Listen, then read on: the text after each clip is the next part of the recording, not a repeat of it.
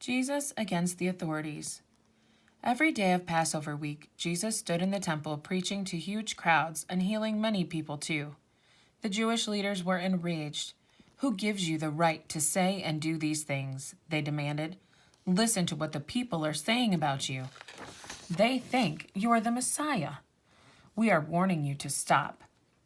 They sent holy men, such as the Pharisees and Sadducees, to try to make Jesus break the law in some way so they could arrest him.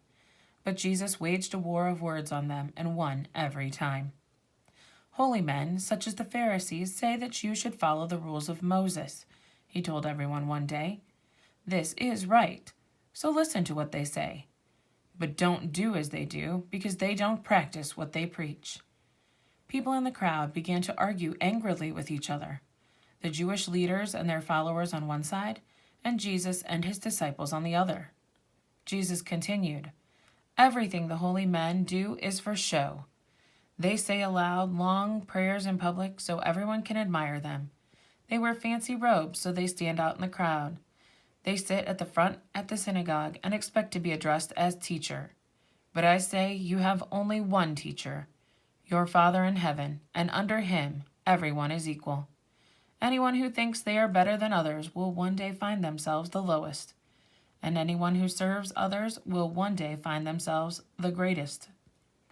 Jesus criticized the Jewish elders in many other ways, leaving the people in uproar as they debated whether he was right or wrong.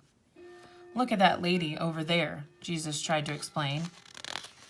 He pointed to a tiny, bent-over woman in tatty clothes, shuffling to the temple collection box.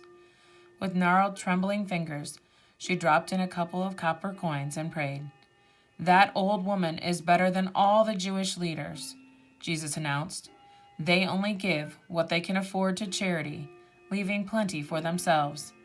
This woman has hardly anything, but she has still given to God." The Jewish leaders were determined to somehow seize Jesus. Every day he was surrounded by people in the temple, and every night he stayed outside the city, at Bethany. Jesus was safe for now.